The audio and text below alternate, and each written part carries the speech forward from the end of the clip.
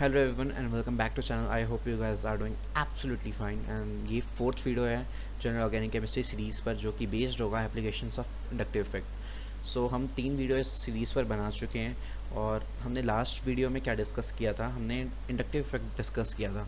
तो हम उसको एक बार रिकॉल कर लेते हैं। सो इंडक्टिव इफेक्ट क्या होता है? Displacement of the sigma electron towards the more electronegative element, and it is a permanent effect because it depends upon the permanent property of the element which is electronegativity. So basically inductive effect की जो आज applications पढ़ेंगे वो ज़्यादा important है। So and inductive effect is also the short range effect. हम जितना दूर जाते रहेंगे, इसका जो मतलब इस जितना हम दूर जाएंगे उतना इस इफ़ेक्ट का इफ़ेक्ट कम होता रहेगा, इंडक्टिव इफेक्ट का असर कम होता रहेगा। तो अगर कोई एक कार्बन एटम है, जो मान लो कि यहाँ पर पॉजिटिव चार्ज है, और ये एक पहला कार्बन एटम, ये दूसरा कार्बन एटम और ये तीसरा कार्बन एटम, जो पहले वाला कार्बन एटम है वो ज़्यादा इंडक्टिव इफेक्ट दिखाएगा एज़ कम्पेयर टू दूसरा और तीसरा। So this is distance dependent. So inductive effect distance dependent है। और कुछ ऑर्डर लिखवाया था मैंने, अगर आप वो याद कर लोगे तो वो काफ़ी बेनिफिशियल रहेगा आपके लिए। और हमने stability of carbocation and stability of carbanion भी डिस्कस कर ली थी। और लाइक CN OH जितने भी फंक्शनल ग्रुप या फिर हैलोजेंस है वो -I करता है। -I ग्रुप की तरह बिहेव करते हैं। -I ग्रुप पॉजिटिव चार्ज की स्टेबिलिटी बढ़ाता है या कम करता है? तो बताओ, बढ़ाता है या कम करता है? सो -I पॉजिटिव चार्ज की स्टेबिलिटी कम करता है, क्योंकि -I क्या करता है? खींचता है। एक तो पहले से ही जो पॉजिटिव चार्ज है, positive charge is due to the deficiency of electron. अगर कोई पॉजिटिव चार्ज को और मतलब और पुल करेगा तो और डेफिशिएंसी हो जाएगी, तो उससे स्टेबिलिटी कम और चार्ज बिल्डअप हो जाएगा। मतलब खींच रहा है ना, वो विड्रॉ कर रहा है इलेक्ट्रॉन्स, तो पॉजिटिव चार्ज ज़्यादा बिल्डअप हो जाएगा। चार्ज जितना ज़्यादा स्टेबिलिटी उतनी कम। हमें तो सब पता है, केमिस्ट्री का बेसिक रूल है, जितना ज़्यादा चार्ज उतनी कम स्टेबिलिटी, या फिर जितनी ज़्यादा एनर्जी रिलीज़ उतनी ज़्यादा स्टेबिलिटी। ठीक है। सो अगर कोई भी पॉजिटिव चार्ज को -I खींचता है ना, इलेक्ट्रॉन्स खींचता है, तो अगर पॉजिटिव चार्ज दे रखा है और -I इफेक्ट खींचेगा तो पॉजिटिव चार्ज की डेफिशिएंसी और बढ़ जाएगी। तो इस वजह से -I पॉजिटिव चार्ज की डेफिशिएंसी बढ़ाता है, जिस वजह से स्टेबिलिटी कम हो जाती है। और +I इफेक्ट इलेक्ट्रॉन्स देता है। अगर पॉजिटिव चार्ज है, सो अगर पॉजिटिव चार्ज है, अगर हम उस पर +I ग्रुप का कोई मेंबर लगाते हैं, तो पॉजिटिव +I क्या देता है? मैं ये तो कह रहा हूँ देता है। क्या देता है? वो इलेक्ट्रॉन्स देता है। मान लो कि नेगेटिव चार्ज है, ठीक है, और यहाँ पर हमने लगा दिया +I नेगेटिव चार्ज को और इलेक्ट्रॉन्स देगा, तो स्टेबिलिटी कम कर देगा, इलेक्ट्रॉन की जो डेंसिटी है वो बढ़ा देगा। तो हमने जब नेगेटिव चार्ज लगा रखा हो तो हम -I ग्रुप लगाएं या +I ग्रुप लगाएं? तो जब भी माइनस चार्ज होगा तो हम -I ग्रुप लगाएंगे। ठीक है। माइनस चार्ज के लिए -I ग्रुप खींचेगा। क्या खींचेगा? इलेक्ट्रॉन्स खींचेगा, तो पॉजिटिव चार्ज बढ़ेगा, तो जिस वजह से चार्ज न्यूट्रलाइज हो जाएगा। मेन पर्पस है चार्ज को न्यूट्रलाइज करना, स्टेबिलिटी बढ़ाना। अगर पॉजिटिव चार्ज दे रखा है तो +I ग्रुप लगाओ, जिससे वो उसको इलेक्ट्रॉन्स दे और पॉजिटिव चार्ज को न्यूट्रलाइज करे। नेगेटिव चार्ज दे रखा है तो -I लगाओ, जिससे वो इलेक्ट्रॉन खींचे और पॉजिटिव चार्ज थोड़ा बिल्डअप करे, जिससे स्टेबिलिटी बिल्ड हो। सो इस वीडियो में हम applications of inductive effect discuss करेंगे। पहली एप्लीकेशन है stability of delocalized species carbocation, carbanion and free radicals. अब हमें समझना होगा, मैंने पहली वीडियो में बताया था कि अगर कोई भी लोन पेयर, कोई भी पॉजिटिव चार्ज, कोई भी नेगेटिव चार्ज या कोई भी फ्री रेडिकल एक ऐसे कार्बन से जुड़ा हुआ है, उसके साथ वाला कार्बन एक ऐसा कार्बन है, अगर वो sp3 है, sp3 कार्बन है, तो उसको हम बोलते हैं लोकलाइज स्पीशीज़। अगर positive charge, negative charge, lone pair या फिर फ्री रेडिकल कोई उसके जो बगल वाला कार्बन है, अगर वो sp3 है, तो उस स्पीशीज़ को हम बोलेंगे लोकलाइज स्पीशीज़। तो हम स्टेबिलिटी ऑफ लोकलाइज स्पीशीज़ कौन डिसाइड करता है? ये डिसाइड करता है इंडक्टिव इफेक्ट। हम डिस्कस कर लेते हैं कि मान लो कि जैसे अगर CH3 CH2 positive charge. Now this positive, let's consider this is carbon number 1, this is carbon 2, this is carbon 3। This positive charge, ये जो पॉजिटिव चार्ज के साइड वाला कार्बन, ये वाला कार्बन, ये इसकी हाइब्रिडाइजेशन क्या है? इसकी हाइब्रिडाइजेशन है sp3। ये कौन सी स्पीशीज़ में काउंट होगा? ये स्पीशीज़ है लोकलाइज्ड स्पीशीज़। ठीक है। अगर मान लो कि CH3 CH2 NH3, अगर ऐसा बनाओ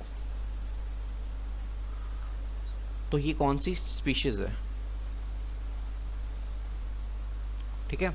तो ये NH2, सॉरी, अगर ये NH2 है तो ये कौन सी स्पीशीज़ है? देखो लोन पेयर है, लोन पेयर के जो बगल वाला कार्बन है ये sp3 है, again this is sp3, so this is localized species, localized species. So ऐसी स्पीशीज़ जो लोकलाइज्ड स्पीशीज़ हैं उनकी स्टेबिलिटी डिसाइड करता है इंडक्टिव इफेक्ट। सो मान लो कि अगर एक ऐसा दे रखा है CH3 CH2OH, ना ये जो लोन पेयर है वो किस कार्बन से अटैच, ये भी sp3 है, तो ये भी लोकलाइज्ड स्पीशीज है।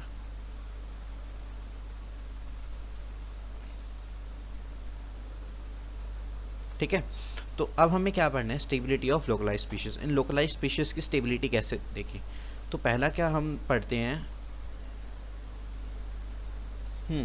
सो अगर आप एक फ्लोर पर हो और आप एक ही फ्लोर पर हो, आप मान लो एक फ्लोर पर 2 कमरे हैं, तो आपको एक फ्लोर पे 2 कमरे में मूव करने का ज़्यादा टाइम, मतलब मूव करने में ज़्यादा टाइम लगेगा, या फिर एक फ्लोर से दूसरे फ्लोर के दूसरे कमरे पे जाने में ज़्यादा टाइम लगेगा। सो बेसिकली अगर एक फ्लोर पे ही 2 कमरे हैं तो उसमें आने जाने में ज़्यादा आसानी होगी एज़ कम्पेयर टू दूसरे फ्लोर पर कोई दूसरा कमरा हो। सो ऐसे ही अगर एक ही फ्लोर हो, जिसको हम केमिस्ट्री में बोलेंगे एक ही प्लेन, अगर एक ही प्लेन में अगर घूमना हो, ठीक है, तो उस एक ही प्लेन कौन सी स्पीशीज़ का होता है, वो स्पीशीज़ होती है डी लोकलाइज स्पीशीज़, जिनका एक ही प्लेन होता है। जो भी लोकलाइज स्पीशीज़ होती है उनका प्लेन डिफरेंट होता है, ठीक है। sp3 हाइब्रिडाइजेशन में प्लेन डिफरेंट होते हैं। इसमें लाइक अगर हमने अगर केमिकल बॉन्डिंग पढ़ी है तो उसमें हमें पता है 109.5 डिग्री का 109.5 डिग्री का एंगल बनता है और एक प्लेन के ऊपर जाता है। अगर मान लो कि जैसे ये प्लेन है, ये जो आपको वाइट स्क्रीन दिख रही है, ठीक है, वाइट स्क्रीन मान लो कि ये आपको ऐसे वाइट स्क्रीन दिख रही है, इसके ऊपर एक एटम जाता है, फिर ठीक है, तो उसको मूव करने में उसका जो चार्ज, अगर उस एटम पे चार्ज होगा तो उसको मूव करने में ज़्यादा टाइम लगेगा एज़ कम्पेयर टू अगर एक जो आपको वाइट बोर्ड दिख रहा है उस पर अगर एक चार्ज है तो वो आसानी से मूव कर पाएगा। तो जो एक प्लेन होता है उसको बोलते हैं D localise species. D localise species एक ही प्लेन में, डी लोकलाइज चार्ज एक प्लेन में मूव करता है। So delocalized charge, delocalized charge move, ज़्यादा मूव करेगा तो ज़्यादा मूव करेगा, ठीक है। और ये डीलोकलाइज स्पीशीज़ क्या होती है, ऐसा अगर किसी लोन पेयर के साथ कोई ऐसा कार्बन हो जिसकी हाइब्रिडाइजेशन sp2 हो तो उसको डीलोकलाइज स्पीशीज़ कहते हैं, ठीक है। अगर लोन पेयर के साथ वाले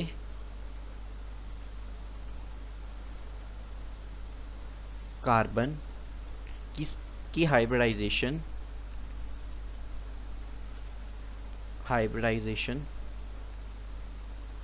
अगर sp2 हो then the species are delocalized, और उनका जो चार्ज होगा डीलोकलाइज्ड चार्ज। डीलोकलाइज्ड चार्ज ज़्यादा मूव करेगा, क्यों, क्योंकि एक ही प्लेन दे रखा है।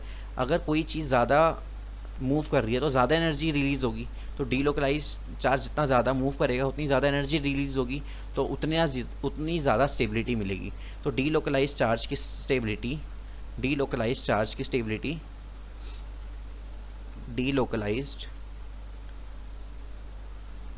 स्टेबिलिटी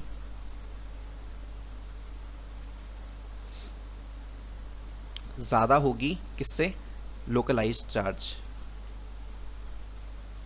रीज़न क्या है, रीज़न मैं आपको बता चुका हूँ।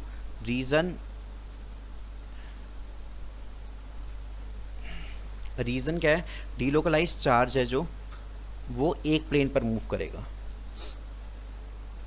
प्लेन इज सेम, एंड इसमें plane is different. So plane is same, so move ज़्यादा करेगा। एक ही फ्लोर पर अगर कमरे हो तो उसमें ज़्यादा आसानी से जा सकते हैं हम, तो मूव ज़्यादा करेगा, ठीक है। प्लेन मूव कंपैरेटिवली स्लो करेगा, मूव स्लोली, सो ज़्यादा एनर्जी रिलीज़ होगी,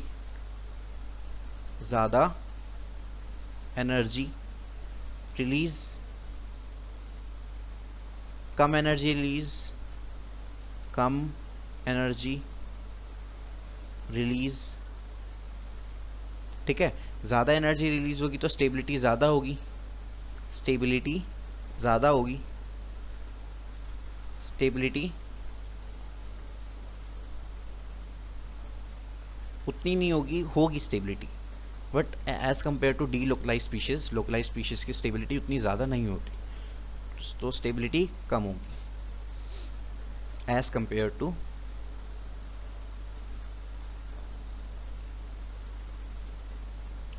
delocalized species।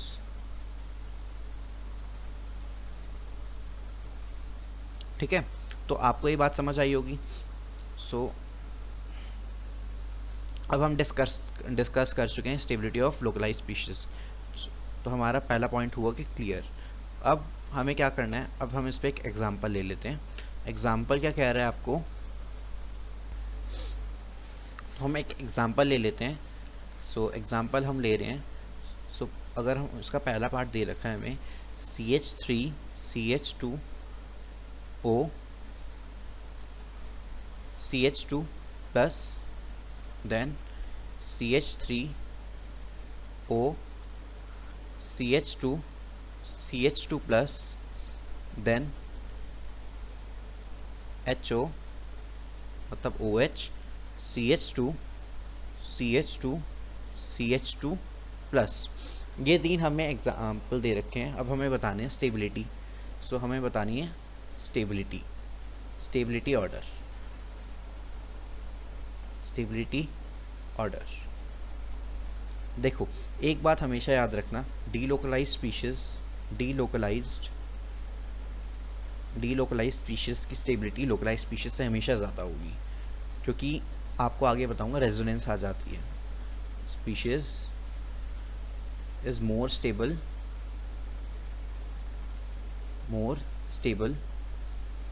than localized species।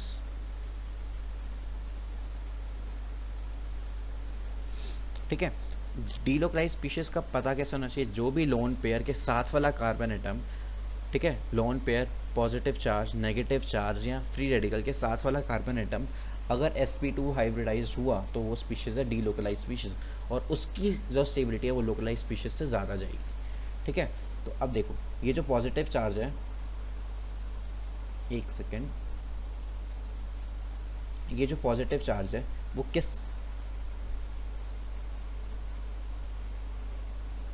ये जो पॉजिटिव चार्ज है ये sp2 हाइब्रिडाइज्ड है। लोन पेयर, मैंने क्या बोला, लोन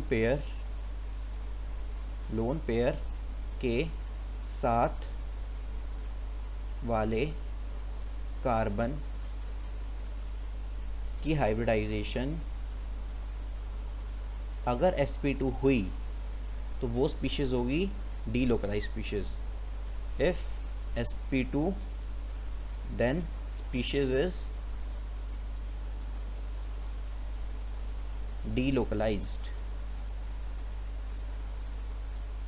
ठीक है, सो अब देखो ये लोन पेयर के साथ वाला कार्बन एटम ये है sp2 हाइब्रिडाइजेशन, ये लोन पेयर, ये साथ वाले कार्बन एटम, ये भी sp3 हाइब्रिडाइज्ड और ये भी sp3 hybridised. Similarly loan pair के साथ वाला एटम CH2, ये वाला कार्बन एटम, तो ये भी sp3 हाइब्रिडाइज्ड।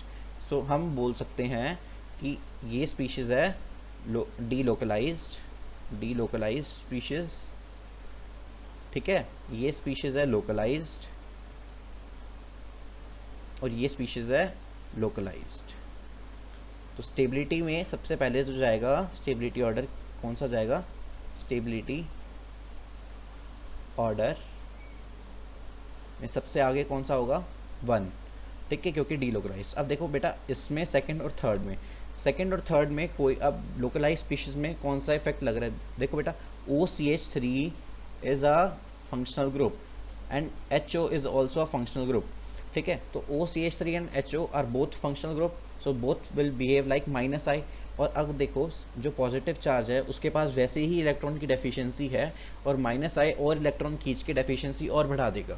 दोनों ही माइनस आई लगा रहे हैं। अब हमें ये देखना है कि कौन ज़्यादा माइनस आई लगा रहा है। जो ज़्यादा माइनस आई लगाएगा वो ज़्यादा इलेक्ट्रॉन डेफिशिएंसी कर देगा, तो स्टेबिलिटी ज़्यादा कम कर देगा। ठीक है, तो स्टेबिलिटी ज़्यादा कम कर देगा। तो अब देखो, अब उस पर हमें देखना पड़ेगा ये कैसे पता चलेगा कौन ज़्यादा माइनस आई लगा रहा है या फिर कौन ज़्यादा लगा रहे हैं, कौन कम लगा रहे हैं। अब हमें ये देखना है डिस्टेंस पे। देखो बेटा, ये है इससे इस जो पॉजिटिव चार्ज और जो ग्रुप है OCH3 में सिर्फ एक कार्बन का डिस्टेंस है। सिमिलरली नीचे वाले केस में जो पॉजिटिव चार्ज है और फंक्शनल ग्रुप में 2 कार्बन का डिस्टेंस है, तो ये ज़्यादा पास है। Second is more near to positive charge, so ये ज़्यादा इलेक्ट्रॉन डेफिशिएंसी कर देगा, तो ये ज़्यादा स्ट्रांगली खींचेगा, तो ये स्टेबिलिटी उतनी ही कम कर देगा। तो ऑर्डर क्या होगा बेटा, 1 फिर 3 फिर 2। ठीक है बेटा, 1 3 फिर 2। तो बेटा ये हुआ हमारी फर्स्ट एप्लीकेशन ख़त्म। ठीक है, जो कि थी stability of localise species. Now second application is acidic strength,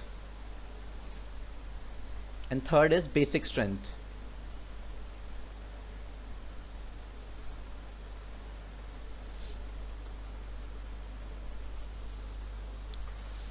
ठीक है, तो एसिडिक स्ट्रेंथ को बोलते हैं Ka और बेसिक स्ट्रेंथ को बोलते हैं Kb। तो बेटा अच्छा एसिड कौन जो अपना H+ जल्दी ले ले, अच्छा एसिड कौन जो अपना H+ जल्दी डोनेट कर दे। तो बेटा H+ डोनेट कैसे करेगा, या सामने वाला, हम ऐसा भी तो बोल सकते हैं कि जो सामने वाला जो भी एलिमेंट है या जो भी एटम है वो H का इलेक्ट्रॉन खींच ले। अगर H का इलेक्ट्रॉन खींच लेगा तो H+ ही तो रिलीज होगा।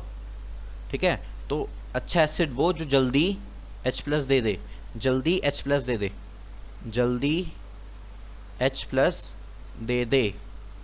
ठीक है बेटा, मैं हिंदी में लिख रहा हूँ, इंग्लिश में लिख रहा हूँ, अगर आपको कोई प्रॉब्लम है तो कमेंट में बता देना। तो और बेस अच्छा कौन, जो लोन पेयर दे दे, जो लोन पेयर दे दे, वो भी किसी और को।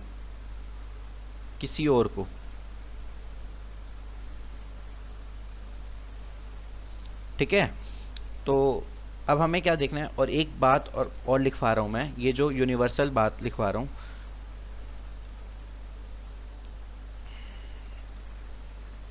लोकलाइज्ड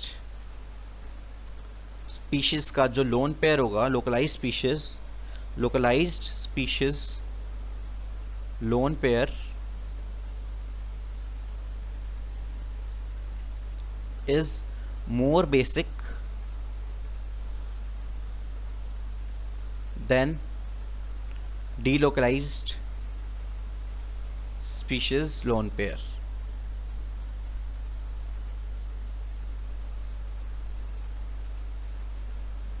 ये एक यूनिवर्सल चीज़ है, ठीक है, जो आपको याद करनी है। इसका अब हम इसका एग्जांपल देखते हैं। मान लो कि ये हमने ली एक बेंजीन रिंग और एक दूसरी बेंजीन रिंग। ठीक है, इस पे हमने जोड़ा CH2 और फिर NH2 और इस पे लगा दिया 2 लोन पेयर। इस पे हमने जोड़ दिया डायरेक्ट NH2, ये है बेटा एनिलीन। ठीक है, तो अब देखो ये जो लोन पेयर है इसके साथ वाला जो कार्बन है उसकी हाइब्रिडाइजेशन क्या है, उसकी हाइब्रिडाइजेशन है sp3। सो ये है लोकलाइज्ड। इसके जो साथ वाला कार्बन है ये, इसकी है sp2 sp2, so it is delocalized species, so अगर मैं पूछूं which is more basic, so answer will be this, which is more basic। so basic कौन सा होगा बेटा, जो localized species वाला होगा, so this will be answer। ठीक है बेटा, तो बेटा नेक्स्ट हम बात कर रहे हैं एसिडिक स्ट्रेंथ की। सो एसिडिक स्ट्रेंथ, इसकी अगर हमें स्टेबिलिटी निकालनी हो तो ये कैसे निकालें हम, एसिडिक स्ट्रेंथ। ठीक है बेटा, तो अगर हमने एक बेंजीन, मान लो कि मैं आपको इससे एग्जांपल से सिखाता हूँ। बेंजीन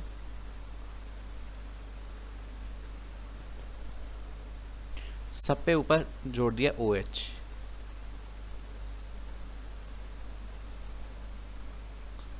इस पे नीचे जोड़ा हमने NO2 इस पे जोड़ा हमने CN, इस पे जोड़ा CH3 और इस पे जोड़ा हमने मान लो आप CH2 माइनस।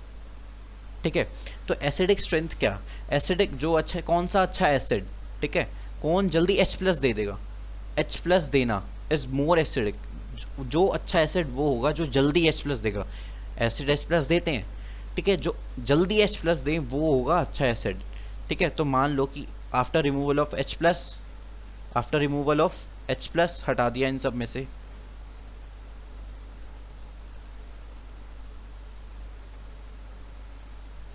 ठीक है, अब क्या बनेगा बेटा, O माइनस, ऊपर ऐसा बनेगा ना, O माइनस, नीचे बना NO2।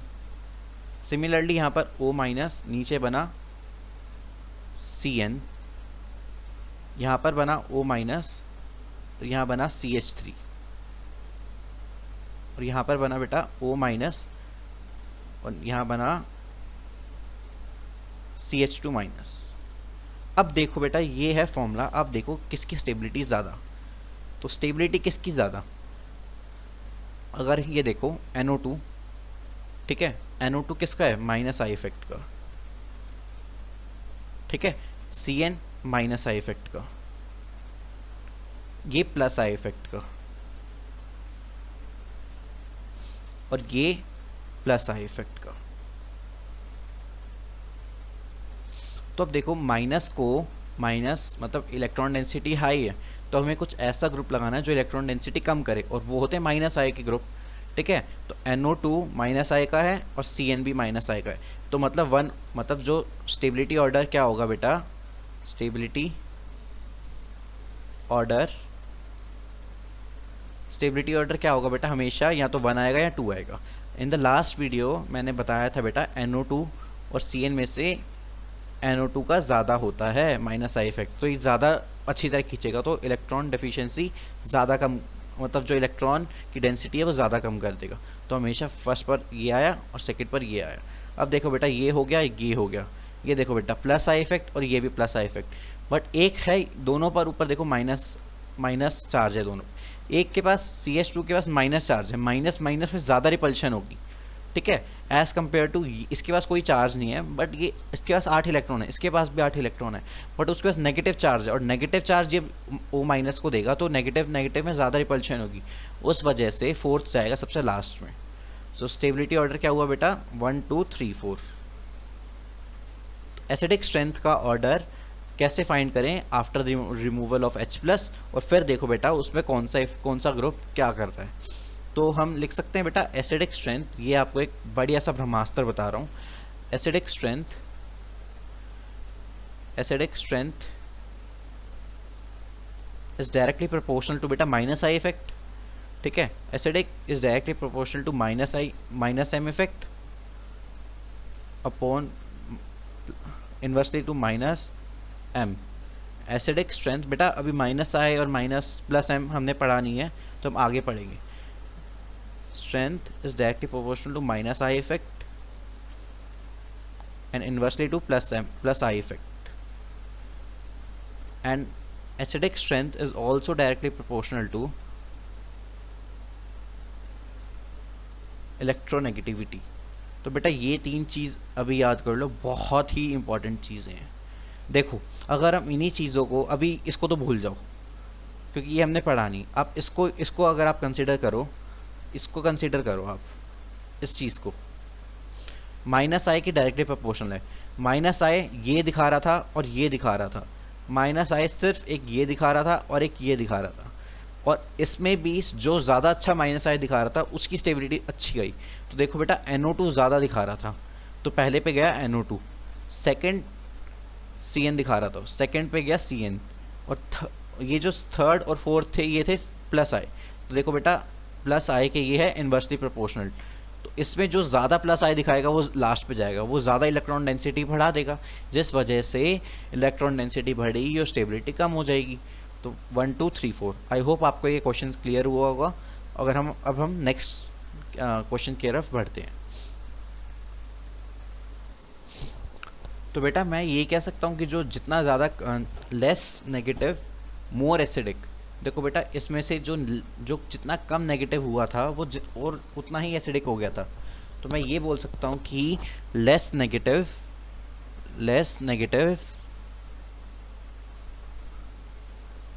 More acidic.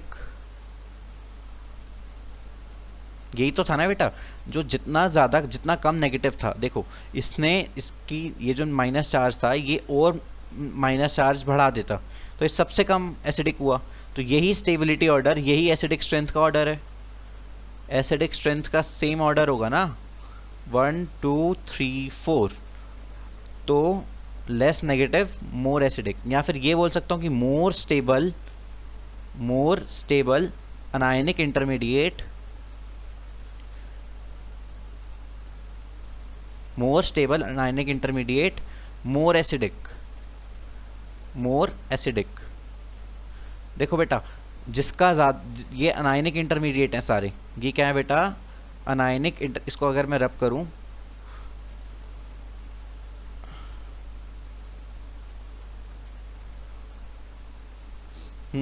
तो यहाँ था बेटा NO2 था ना बेटा, यहाँ था CN, यहाँ था CH3 और यहाँ था CH2 माइनस। अगर मोर, ये क्या है बेटा, सारे ये हैं अनायनिक इंटरमीडिएट। तो बेटा जितना ज़्यादा स्टेबल अनायनिक इंटरमीडिएट होगा, ये देखो जितना ज़्यादा स्टेबल था उतना ही एसिडिक स्ट्रेंथ ज़्यादा थी। तो अनायनिक इंटरमीडिएट एसिडिक स्ट्रेंथ के डायरेक्टली प्रोपोर्शनल है स्टेबिलिटी। ठीक है बेटा, तो आज के लिए बेटा इतना ही। एप्लीकेशन ऑफ इंडक्टिव इफेक्ट ख़त्म होती है। नेक्स्ट वीडियो में हम करेंगे रेजोनेंस की कंडीशंस और रेजोनेंस पढ़ेंगे, जो कि plus M effect minus M effect. So thanks for watching. अगर आपने यहाँ तक वीडियो देखी तो प्लीज़ लाइक करिए, सब्सक्राइब करिए मेरे चैनल को अगर आपको मेरा काम पसंद आता है।